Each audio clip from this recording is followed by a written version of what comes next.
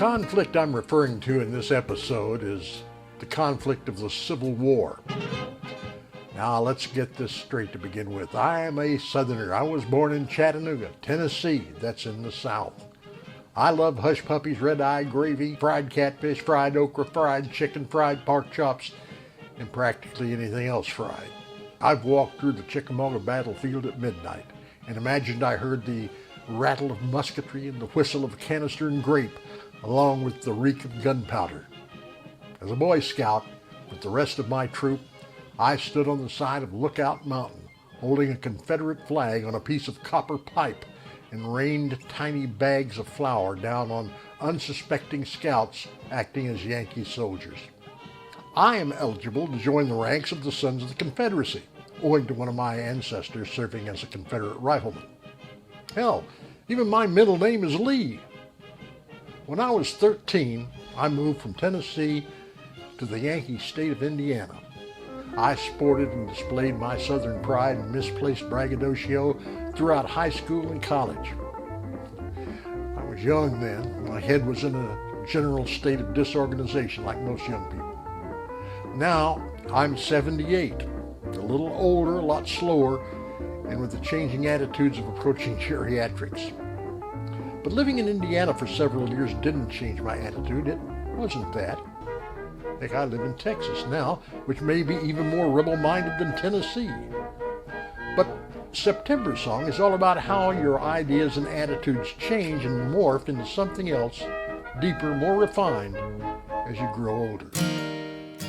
I believe one of the things that began to change the way I look at the Civil War came from a historian and scholar whom I can't even remember his name right now. May have been Shelby Foote. He, or somebody, said, "The Civil War was the most honorable war fought for the worst reason." Well, I can agree with that, mostly, except I can't see how any war could be honorable, but I can certainly see why the Civil War was fought for a bad reason.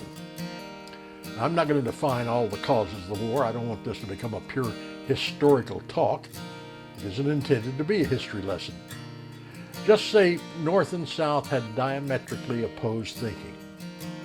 In the North, it was the Civil War. The South referred to it as the war between the states. The North called the first major battle Bull Run. The South called it Manassas. The South claimed they had come into the Union on their own accord, so they reasoned that they could leave it when they wanted. They said they were fighting for states' rights. The North took issue with that idea, and some even claimed treason. The North was industrial, while the South remained largely agricultural and relied on manual labor with little or no machinery. The North wanted to sell their machinery, so they introduced tariffs on the sale of Southern cotton, among other commodities. Obviously, the South wanted free trade. In 1860, Abraham Lincoln was elected president and was known to have sympathies contrary to Southern ideas. There were only 33 states in the Union at that time, along with some organized territories, including the Kansas and Nebraska territories. Were these territories to be slave or free? That was the question, not the slings and arrows of outrageous fortune from Hamlet Act 3, Scene 1. However, the South did orchestrate some slings and arrows when they attacked Fort Sumter, South Carolina on April 12, 1861.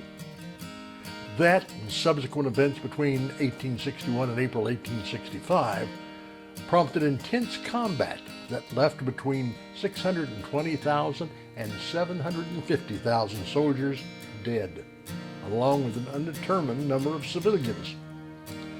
The Civil War remains the deadliest military conflict in American history and accounts for more American military deaths than all other wars combined, until the Vietnam War added to that overall total.